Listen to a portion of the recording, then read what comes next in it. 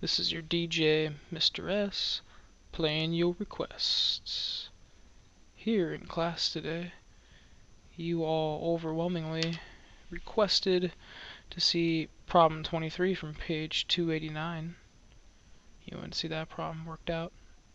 And the problem asks you to write the equation of a line that passes through the coordinate point 1, -3, with a slope of -5/8.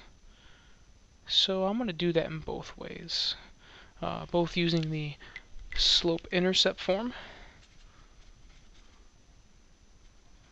and the point-slope form.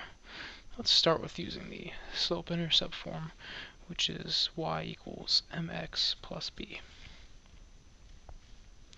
So I've already got the slope, so all I need is the y-intercept. In order to find that, I'm simply going to replace the x and the y with -3 and 1, or rather 1 and -3.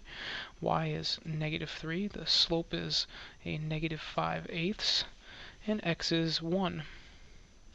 And if I solve for b, then I'll have the y-intercept. My guess is that most of you chose this point because of the difficulty due to fractions. Try not to be fraction phobic here, rather instead be fearless and know and be confident that you can perform operations with fractions. After multiplying by 1, I still have a -5/8. All I have to do now is, to get b by itself, is add 5/8 to both sides of the equation.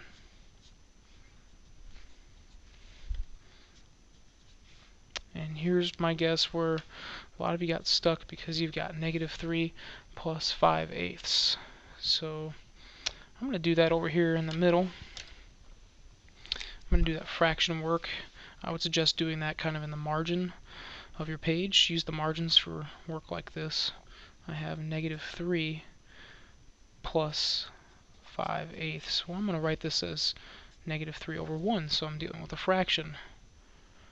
In order to add fractions, I need to have a common denominator. So I'm going to multiply the top and the bottom of this fraction by 8, giving us -24/8 plus 5/8. And that's going to leave me with a -19/8.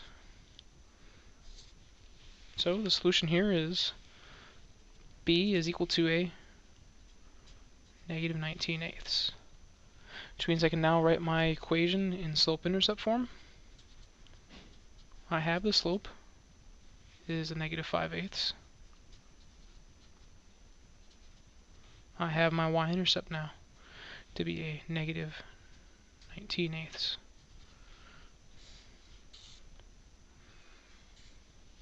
For those of you who chose the other method, our other method here is the point-slope form.